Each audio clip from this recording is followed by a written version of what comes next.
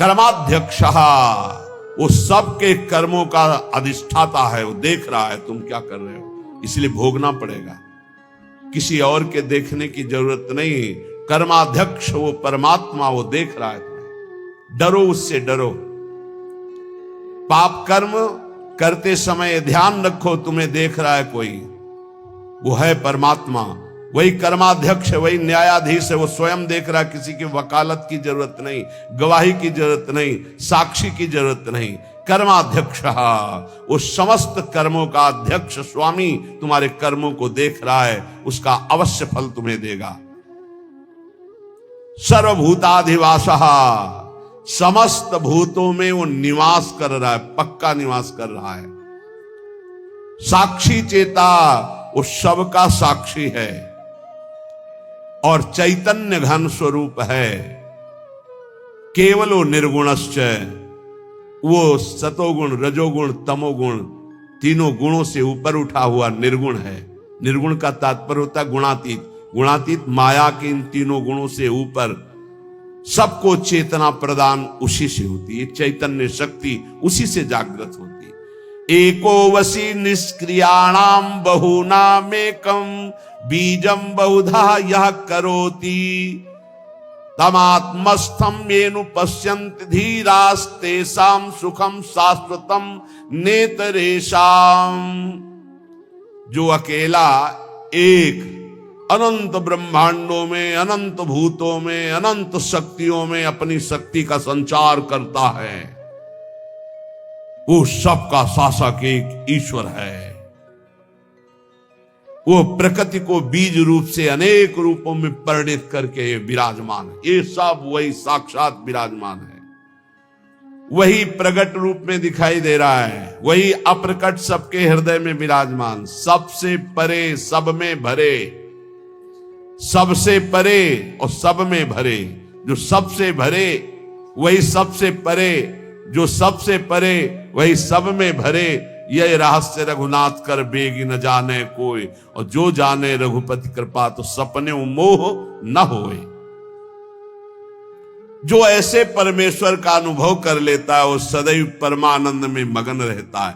तेसाम सुखम शाश्वतम नेतरेषाम, जो सबसे परे, सब में भरे, ऐसा अनुभव कर ले। यो माम पश्यति सर्वत्र सर्वम च मयि पश्यति तस्याहम न प्रणश्यामि सच में न प्रणश्यति। वो कभी मेरे से दूर नहीं होता, मैं कभी उससे दूर नहीं होता। जो ये जान जाता है सब में श्री भगवान है और सब श्री भगवान में है। विराट रूप भगवान में सब वास कर रहे, सूक्ष्म रूप भगवान सबके हृदय में वास कर रहे हैं। नित्यो नित्यानाम चेतनश्चेतनानाम एको बहुनाम यो विदधाति कामान तत्कारणम सांख्य योगाधिगम्यम ज्ञात्वा देवम मुच्यते सर्वपासई। देखो ये वेद है, इसको समझ लोगे तो कभी संशय नहीं होगा। वो परमात्मा एक है, वो सर्वव्यापी है, वो सर्वसाक्षी है, वो कर्माध्यक्ष है, वो समस्त प्राणियों में विराजमान अकेला, सबको जीवनी शक्ति, बौद्धिक शक्ति सबको वही दे रहा है। जो एक नित्य चेतन परमात्मा है वही तुम्हारे कर्मों के फल का विधान करने वाला है। इसलिए बहुत शीघ्र ज्ञान योग से, कर्म योग से, भक्ति योग से उस परमात्मा को प्राप्त कर लो और जीवन मुक्त हो जाओ। सबके कारण रूप परम देव परमात्मा को प्राप्त कर लिया तो समस्त बंधनों से मुक्त हो जाओगे। ज्ञात्वा देवम मुच्यते सर्व पासई है, सर्व बंधनों से मुक्त हो जाओगे। जीवन का परम लक्ष्य वेद कहता है, श्वेता श्वेतर्वेद, आपको भगवत प्राप्ति इसी जन्म में करनी, और कोई जन्म नहीं है। बार बार अन्य योनियों में जाने पर तुम कोई नया कर्म नहीं कर सकते। केवल मनुष्य जीवन में भगवत प्राप्ति कर सकते हो। वो भगवत प्राप्ति किसी और की उपासना से नहीं होगी, महापुरुषों के चरणों की उपासना से, एकमात्र भगवान की उपासना। रहुगणित तत्तपसा न याति न चेज्या न निरूपणात् गृहाद्वा न छंदसा नैव जलाग्नि सूर्यो बिना महात्पाद रजो अभिषेकम। तो ये कह रहे हैं। और कोई उपासना से इनकी प्राप्ति नहीं होने वाली। अगर आप समझते हो कि अन्य कोई, तो इनका प्रवेश ही नहीं है। न तत्र सूर्यो भाति न चंद्र तारकम, न सूर्य का वहां प्रवेश है न चंद्रमा का प्रवेश है कि अपने प्रकाश सहित पहुंच जाए परम धाम में, ब्रह्मधाम में, ब्रह्म स्वरूप में। न तत्र सूर्यो भाति न चंद्र तारकम नेमा विद्यतो भांति कुतोयम अग्नि, न अग्नि न बिजली न चंद्रमा न सूर्य, इन तेज त्रिभुवन को प्रकाशित करने वालों की सामर्थ्य नहीं कि उसमें प्रवेश पा सके। तमेव भांतम अनुभाति सर्वम तस्या भाषा सर्वमिदं विभाति, क्योंकि ये सब उससे प्रकाशित होते हैं, उसी परमात्म तत्व से। इसलिए जो सबका परम प्रकाशक है, उस परमात्मा की प्राप्ति इसी देह में, मनुष्य देह में आप कर सकते हैं। जो इस मनुष्य देह को प्राप्त करके भगवत प्राप्ति नहीं करता है, वो अपना भारी पतन कर रहा है। पर भगवत प्राप्ति कौन कर सकता है? जिसको कोई भी त्रिभुवन का भोग ललचाए ना, भ्रष्ट न कर पाए। ये तैयारी करनी पड़ेगी ये सत्संग से। और पक्का हमने देखा है, पक्का देखा है और देख रहा हूं, जैसे जैसे सत्संग हो रहा है, जैसे जैसे भजन हो रहा है, जैसे जैसे बात समझ में आ रही, तो सबसे बड़ा तूफान जीवन का होता है नवयौवन अवस्था। बहुत ध्यान से प्रसंग सुनना है। जब तक भोगों की आसक्ति आपके अंदर किसी भी भोग की रहेगी, तब तक आपको भगवत प्राप्ति का उत्साह नहीं होगा। एक बार ये जो प्रसंग चल, एक बार नचिकेता नाम के ब्रह्म ऋषि के पुत्र थे वो, तो उनका जन्मोत्सव मनाया जा रहा था। तो जन्मोत्सव में अब वो ब्रह्म ऋषि थे, तो बहुत से ब्रह्म ऋषियों को बुलाया, मंत्रोच्चारण हुए वेदों के, फिर गौवें दान की। तो नचिकेता ने देखा गलत हो रहा है, उन्हीं का जन्मोत्सव था। अच्छी अच्छी गौवें गौशाला में रख ली गई हैं, और जो कम दूध देती हैं या जो दूध देना छोड़ने वाली हैं, वो गौवें दान की जाए। तो उन्होंने दान करते समय ही पिता से कहा कि मुझे ये आपकी दान पद्धति ठीक नहीं लग रही। ऋषि पुत्र ऋषि थे, तो एक तरह से पिता का अपमान हो रहा है और पिता की निंदा हो रही है। उन्होंने कहा आप ये ऐसी दुबली पतली गौवें दान कर रहे हो, स्वस्थ गौवें, नई ब्याई हुई गौवें आप दान नहीं कर रहे हैं। ये दान पद्धति के विपरीत आप दान क्यों कर रहे हैं? गौवें किसके लिए रखे हैं? मेरे लिए ना, मैं पुत्र हूं ना, तो आप दान मेरे लिए ही तो कर रहे हैं, तो आप ऐसा दान क्यों कर रहे हैं? तो मेरे को किसको देते हैं? मेरे लिए गौवें तो मेरे को किसको देते हैं? तो उनका तुम्हें मृत्यु को देता हूं, जा। बड़े क्रोध में हुए और जा यमपुरी की यात्रा कर। और वो ब्रह्म ऋषि, एक एक शब्द सत्य होता है सत्य बोलने वालों का। तत्काल यमपुरी के लिए नचिकेता, अब अपराध था नहीं, इसलिए सशरीर यमपुरी गए। अब जो ही यमपुरी में पहुंचे, तो जो 12 महाभागवत है उनमें एक धर्मराज जी को भी कहा गया है। पापियों के लिए वो यम भयानक रूप है और धर्मात्माओं के लिए धर्मराज स्वरूप है। वहां वो थे नहीं, वो ब्रह्म सभा में किसी कार्य हेतु गए हुए थे। उनकी पत्नी ने आतिथ्य सत्कार करते हुए नचिकेता को वहां रखा कि जब तक धर्मराज जी नहीं आते हैं तब तक आप विराजमान रहिए। धैर्यपूर्वक वहां रहे। जब धर्मराज जी आए, उनको कुछ बताना नहीं होता, वो सर्वज्ञ है। तत्काल देखा कि हाँ इनका कैसे आगमन हुआ, जान गए, बहुत प्रसन्न हुए। हे ऋषि बालक, मैं तुम्हें हृदय से सम्मानित करता हूं, मेरा आतिथ्य स्वीकार करो। अर्घदान किया धर्मराज जी ने और कहा मैं तुम्हारी धर्मनिष्ठा, सत्यनिष्ठा और परम पवित्र दूसरों के प्रति सुख बुद्धि का नमस्कार पूर्वक प्रशंसा करता हूं। मैं बहुत प्रसन्न हूं, बोलो तुम क्या चाहते हो? उन्होंने कहा मैंने सुना है कि आपको ब्रह्म बोध है, अध्यात्म विद्या के आप परम ज्ञाता हैं। मैं आपसे आत्मज्ञान चाहता हूं। उनका नहीं। तुम पृथ्वी का सम्राट पद स्वीकार करो, सुंदर सुंदर नव युवतियां रानियों के रूप में तुम्हें मिलेंगी। मैं तुम्हें सम्राट पद में अभिषिक्त करूंगा।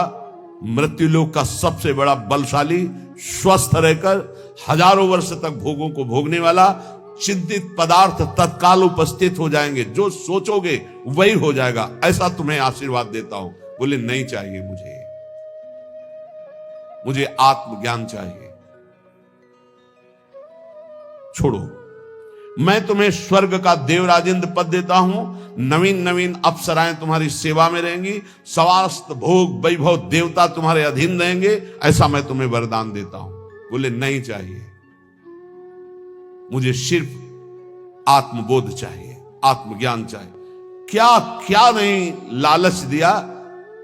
जब कोई भी बात स्वीकार नहीं का, आत्मज्ञान चाहिए, तब बोले श्रेयश्च प्रेयश्च मनुष्य में तस् तौ संपरित्य विविनक्ति धीरः श्रेयो ही धीरे भी प्रेयसो वृणीते प्रेयो मंदो यज्ञ क्षेमात् वृणीते। हे नचिकेता, तुम महान हो। जब कोई भगवत मार्ग में चलना चाहता है तो उसके सामने दो वस्तुएं होती है, एक श्रेय और एक प्रेय।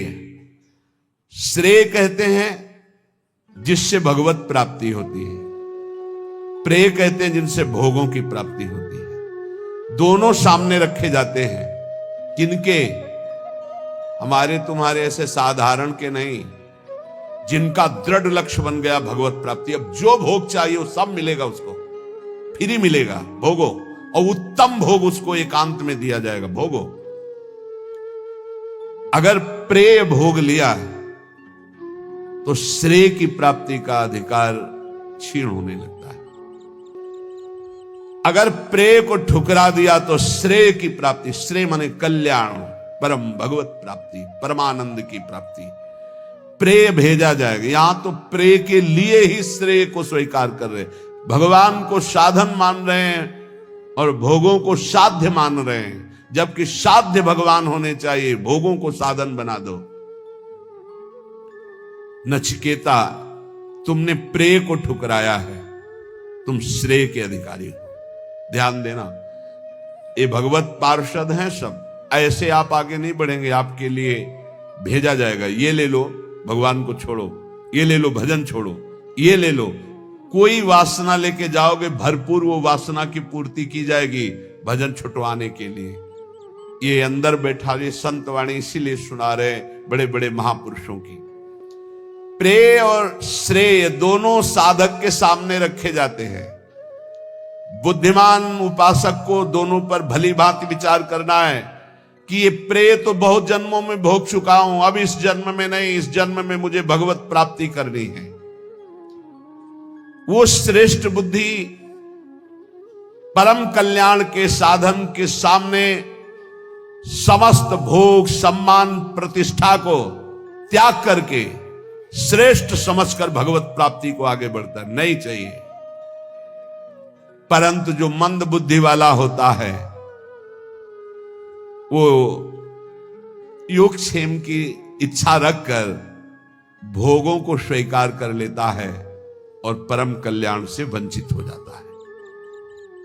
त्वं प्रियान् प्रिय रूपाश्च कामान विध्यायन् नचिकेतो त्यस्राक्षी नैताः श्रृंकां वित्त मयी मवाप्तो यस्यां मज्जन्ति बहवो मनुष्याः। बहुत सुंदर प्रसंग है। हे नचिकेता, उन्हीं मनुष्यों में तुम ऐसे निष्प्रिय निकले कि तुमने न मृत्युलोक, न स्वर्गलोक, न किसी भी भोग को स्वीकार किया। तुमने अत्यंत सुंदर लुभावने हमारे दिए हुए भोगों को ठुकरा दिया। तुम्हें सुंदर रूप मिलता, सम्राट पद मिलता, परलोक में सब भोग मिलते, तुमने भली भांति उनका त्याग कर दिया। कहीं नहीं विचलित हुए मेरे लोभ देने पर भी। तुमने संपत्ति श्रृंखला को ही छोड़ दिया।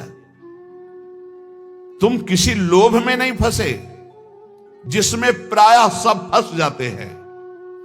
अविद्याया मंतरे वर्तमानाः स्वयं धीराः पंडितम मन्यमानाः द्रम्यमाणाः पर्यन्ति मूढ़ा अंधेनैव नीयमाना यदान्धाः। ये अज्ञान के द्वारा ग्रसित लोग अपने को बुद्धिमान और विद्वान मानने वाले ये भोगों में कैसे फंस जाते हैं। ये मूर्ख हैं जो भगवान को प्राप्ति के इस मानव देह में तप और संयम जितेंद्रियता का त्याग करके ये भोगों में फंस जाते हैं, फिर नाना योनियों में भटकते हैं, ठोकरे खाते हैं।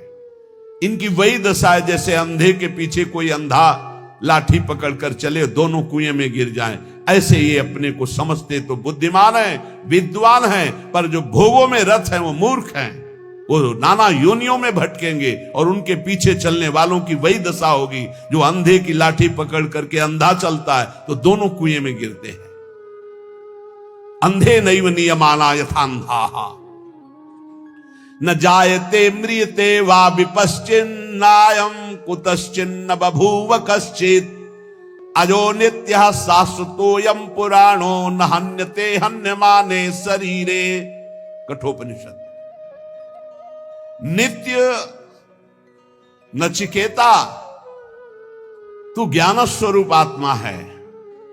उपदेश करने का जब सब भोगों से नकार दिया, नहीं चाहिए मुझे आत्मज्ञान चाहिए, तो न जायते मृते वा विपश्चित् नायम कुतश्चिन्न बभूव कश्चित् अजो नित्या शाश्वतोऽयं पुराणो न हन्यते हन्यमाने शरीरे। है नचिकेता तो नित्य ज्ञान स्वरूप आत्मा है, न तेरा जन्म है न तेरा मरना है, ना तेरा किसी से जन्म हुआ है न किसी से तेरी मृत्यु होगी, ना तू किसी का कार्य है ना तू किसी का कारण है। तू अजन्मा है, नित्य है, एक रस रहने वाला पुरातन आत्मा है जो न कभी क्षय को प्राप्त होता है न वृद्धि को प्राप्त होता है। ये तेरा शरीर, ये शरीर नाशवान है, ये नष्ट हो जाएगा। तू अजन्मा है, एक रस है। नायमात्मा प्रवचने न लभ्यो न मेधया न बहुना श्रुतेन यमे वैस वृणुते तेन लभ्यस तस्यैष आत्मा विरुणुते तनुस्वाम। ये परब्रह्म परमात्म तत्व का बोध ना प्रवचन से मिलता है, ना बहुत मेधया बुद्धिमानी से मिलता है, ना बहुना श्रुतेन बहुत सुनने से मिलता है। ये जिसको वर्ण कर लेता है उसको अनुभव में आता है। वर्ण कौन? आत्मा किसको वर्ण करता है? गुरुदेव रूप से आत्मा जिसे वर्ण, आत्मा हरिवंश प्रगट परमानंद श्री हरिवंश प्रमाणमनम, जिसे गुरुदेव स्वीकार कर लेते हैं और जब गुरुदेव उसका बोध कराते हैं तो बोले यमे वैस वृणुते तेन लभ्यस्तस्यैष आत्मा विरुणते तनुस्वाम। इसीलिए कहा मोक्ष मूलम गुरु कृपा, मंत्र मूलम गुरु वाक्यम। ये बहुत सुनने से, बहुत प्रवचन करने से, बहुत बुद्धिमान होने से आत्म तत्व का बोध नहीं होता। आत्म तत्व का बोध होता है आत्मस्वरूप गुरुदेव जिसे स्वीकार कर लेते हैं, जो गुरुदेव की आज्ञा में चलता है उसे बोध हो जाता है। वो परमात्मा उसको स्वीकार कर लेता है, उसके हृदय में अपने आप को प्रकाशित कर देता है। मोक्ष मूलम गुरु कृपा।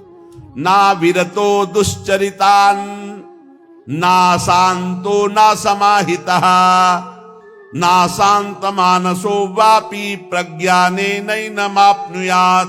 हे नचिकेता, सूक्ष्म बुद्धि के द्वारा भी उस आत्म तत्व को नहीं जाना जा सकता, क्योंकि वो बुद्धि के जानने में आने वाला तत्व नहीं है।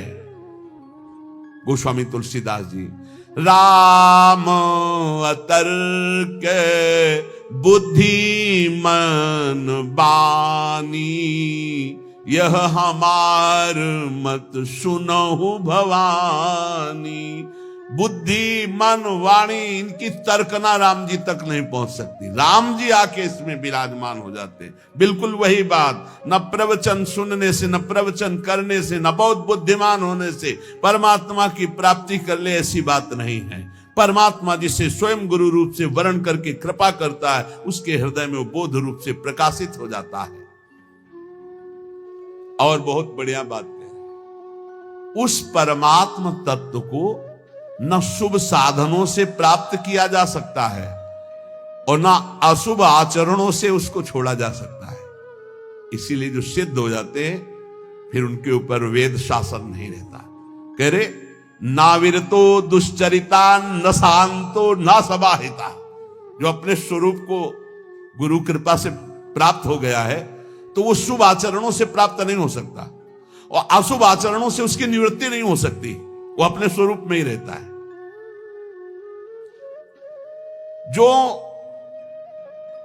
अशांत चित्त है, जिसने अपनी मन और इंद्रियों को समर्पित नहीं किया गुरुदेव के चरणों में, उसे प्राप्त नहीं कर सकता। अशांत चित्त, कभी मन मानी नहीं, अपने इंद्रिय और मन को गुरु आज्ञा। इसलिए उपनिषद पढ़ के देखो, 12-12 वर्ष तक कई ऐसे प्रसंग आते हैं, गए हैं ब्रह्मबोध करने, कहा जाओ गाय चराओ जाके।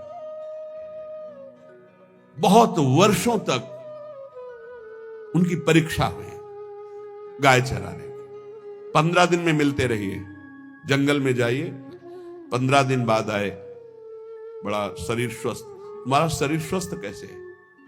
गुरुदेव भिक्षा मांगकर पा लेते हैं और गाय चराते हैं। किसने आदेश किया था भिक्षा मांगने का? हमने तो सिर्फ गाय चराने का आदेश किया था। शब्दों पर गलती हुई। गुरुदेव भिक्षा मांगकर गुरुदेव को अर्पित करके उनके आदेशानुसार पाया जाता है। आपने तो बड़ा अपराध कर दिया, आगे से गुरुदेव भिक्षा नहीं मांगेंगे, आ जाओ गाय चराओ। फिर कुछ दिनों बाद आए, फिर स्वस्थ। कैसे स्वस्थ कैसे हो? तुम्हारी हड्डी हड्डी सूखी क्यों नहीं? गुरुदेव गाय का दूध ले लेता हूं, बहुत हजारों गाय है, गाय तो मेरी है, तुम्हारा अधिकार दूध पीने का कैसे? मैंने आदेश किया? नहीं गुरुदेव, बिना आदेश के हमारी गायों का दूध लेना मतलब चोरी करना, यह अपराध है। जी जाओ गाय चराओ। फिर काफी दिनों बाद आए तो फिर स्वस्थ। स्वस्थ कैसे हो? गुरुदेव बछड़ों से जो फेन गिरता है तो हजारों गाय में फेन चाट लेता हूं, इसलिए प्राण पोषण होता है। हमारे बछड़े बड़े दयालु हैं, तुम्हें इस दशा में देख करके वो दूध अधिक गिरा देते, फेन गिरा देते, इसलिए चाट लेते। आज से वो भी नहीं चाटोगे? जी गुरुदेव। अब सब मना हो गया। एक दिन बहुत भूख लगी, आक अकौड़ा, उनको पता नहीं था कुछ जंगलों का, तो उन्होंने आक के फूल और पत्ते काफी चबा लिए। वो जहर होता है, आंखें अंधी हो गई, वो एक कुएं में गिर गए। और उन्होंने पुकारा गुरुदेव गुरुदेव गुरुदेव। जब नियत समय पर गुरुदेव के लिए पहुंचे तो गुरुदेव की पुकार जो उनके हृदय में हुई वो उनको झंकृत की। उन्होंने कहा कि खोज करो, कुछ संकट है शिष्य पर। गौएं खोजी गई तो जिस दिशा में मिली वहां आवाज लगाई गई, तो एक कुआं से आवाज आ रही थी, गुरुदेव गुरुदेव। नजदीक पहुंचे, उनका बेटा तुम्हारी ये दशा कैसे हुई, कुएं में कैसे गिर गए? उनका गुरुदेव मुझे पता नहीं, मैंने किसी वृक्ष के पत्ते और फूल पा लिए। तो उनका आज्ञा कहां थी? आज्ञा के विरुद्ध क्यों किया? तुम्हें उपवास करना चाहिए था। उनका गुरुदेव आखिरी गलती, अब जीवन में कभी गलती नहीं होगी, मेरी आंखें चली गई हैं। तो उनका मैं अभी मंत्र तुम्हें देता हूं, अश्वनी कुमार देवताओं के वैद्य आएंगे और तुम्हें औषधि देंगे, अभी तुम दिव्य नेत्र वाले बन जाओगे। गुरुदेव ने मंत्र उच्चारण किया, अश्वनी कुमार आ गए। अश्वनी कुमारों ने कुएं की रचना की और कहा इसे पाओ। बोले कदापि नहीं, बहुत त्रुटि हो गई। अब जब तक गुरुदेव आदेश नहीं करेंगे तब तक जबान में कुछ नहीं रखूंगा। गुरुदेव ने कहा पा लीजिए, हमारी ही आज्ञा से सब हो रहा है। उन्होंने जो ही पुआ पाया, दिव्य नेत्र उनके जागृत हो गए, बाहर आए। गुरुदेव ने हृदय से लगा, जो ही हृदय से लगाया, चारों वेदों का ज्ञान अपने आप हो गया, कभी पढ़ाना नहीं पड़ा। गुरु कृपा ही केवलम। सूक्ष्म बुद्धि के द्वारा भी इस परमात्म तत्व को मनुष्य नहीं प्राप्त कर सकता। ना विरतो दुश्चरिता, ना शांतो, ना समाहिता, ना समाहिता, समाहित बुद्धि से भी नहीं, बुरे आचरणों से इसकी निवृत्ति नहीं हो सकती। यह उसी को प्राप्त होता है जिस पर गुरु कृपा होती है। जो अशांत है, जो अजितेंद्री है, जो मनमानी आचरण करता है, वो कभी ब्रह्मबोध प्राप्त नहीं कर सकता है। आत्मानः रथिनम विद्धि शरीरा रथ में वतु, बुद्धिम तु सारथिम विद्धि मनः प्रग्रह में वच। हे नचिकेता, तुम ऐसा समझो कि जीवात्मा रथी है, रथ का स्वामी है। शरीर ये रथ है, बुद्धि सारथी है, और इंद्रियाणि हयानाहुर विषयास्तेषु गोचरान। इंद्रियां घोड़े हैं और विषय वो रास्ता है जहां इंद्रिय रूपी घोड़े ले जाते हैं। बहुत सुंदर। इंद्रियों के घोड़ों की आत्मेन्द्रिय मनोयुक्तम भोक्त्याहुर्मनीषिणः। इंद्रियों रूपी घोड़ों की लगाम मन है। बहुत सुंदर रूपक से वर्णन कर रहे हैं। शरीर एक रथ है, इसमें बैठा हुआ रथी जीवात्मा है, इंद्रिय इसके घोड़े हैं, मन इसकी लगाम है। इन घोड़ों के चलने का रास्ता शब्द स्पर्श रूप रस गंध, ये 5 विषय हैं जिनमें मना कष्टान इंद्रियाणी प्रकृति स्थानी कर सकी। जीवात्मा जो भूला हुआ अपने स्वरूप को है, बुद्धि लगाम ढीली की है, इंद्रिय रूपी घोड़े विषयों में भाग रहे, दुर्गति, पक्का दुर्गति। यस्त्व विज्ञानवान भवत्युयुक्तेन मनसा सदा तस्येन्द्रियाण्यवस्यानि दुष्टास्वा इव सारथे। जो विवेकहीन है, गुरु कृपा का आश्रय नहीं लिए है, उसकी बुद्धि रूपी सारथी बहुत ही नशे में होती है। वो ऐसे लगाम ढीली किए रहती है, मन रूपी लगाम, जहां मन जाना चाहे। वो इंद्रिय रूपी घोड़े खूब विषयों में विचरते हो, मनमाना पाप करते हैं और सर्वनाश कर देते हैं, रथ का भी और रथी की तो दुर्गति ही हो जाती है। वस्तु विज्ञानवान भवति युक्तेन मनसा सदा तस्येन्द्रियाणि वश्यानि सदस्वा इव सारथे। जो गुरु कृपा पात्र है वो विवेकवान होता है। विवेकवान सारथी मतलब प्रवीण सारथी, लात लगा करके लगाम को बिल्कुल कसे, इंद्रिय रूपी घोड़े उधर ही जिधर इशारा, अन्यथा नहीं, वहीं रोक दिया। वस्तु विज्ञानवान भवति, गुरु कृपा से जो तत्व को जानता है, युक्तेन मनसा सदा, युक्ति से मन रूपी लगाम को खींचे हुए है, तो तस्येन्द्रियाणि वश्यानि, इंद्रिय रूपी घोड़े उसके वश में हैं। सदस्वा इव सारथे, अब सारथी के अनुसार वो सही मार्ग में चलते हैं। इसलिए यस्त्व विज्ञानवान भवत्यन्य मनस्कः सदा शुचिः न सत्पदमाप्नोति सह सारम चाधिगच्छति। कोई सदा विवेकहीन बुद्धि वाला, असंयत चित्त, अपवित्र रहने वाला कभी भगवत प्राप्ति नहीं कर सकता। जो मन को छोड़े, इंद्रियों को छोड़े, जो मन आवे सो खाओ पियो, जो मन आवे सो भोग भोगो, ऐसा कभी परम पद का अधिकारी नहीं होता। बार बार ऐसे लोगों को जन्म मृत्यु रूप महान कष्ट भोगना पड़ता है। हे नचिकेता, इसलिए यस्तु विज्ञानवान भवति समनस्कः सदा शुचिः सास्तु तत्पदमाप्नोति यस्मात् भूयो न जायते। जो सदैव गुरुजनों का सेवन करता है, वो सावधान बुद्धि वाला, संयत चित्त इंद्रिय रूपी घोड़ों को अपने वश में किए हुए, पवित्र हृदय, पवित्र शरीर, वो ऐसे परम पद को प्राप्त होता है जहां जाने के बाद फिर आना नहीं होता।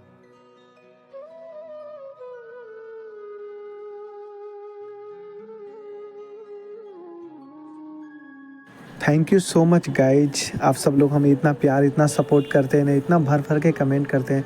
बहुत अच्छा लगता है जब आप सब लोग कमेंट बॉक्स में राधे राधे जय श्री कृष्णा का कमेंट करते हैं, तो हमें खुशी मिलता है कि हमारे जो चाहने वाले लोग हैं, जो हमें सपोर्ट करते हैं, नाम जाप कर रहे हैं। और कलयुग में नाम जाप ही सब कुछ है। कहा गया है कि कलयुग केवल नाम आधारा, सुमिर सुमिर नर उतरहु पारा। तो नाम जाप करें, नाम जाप से सब कुछ मिलेगा जो आप चाहते हैं जीवन में। Thank you, love you guys.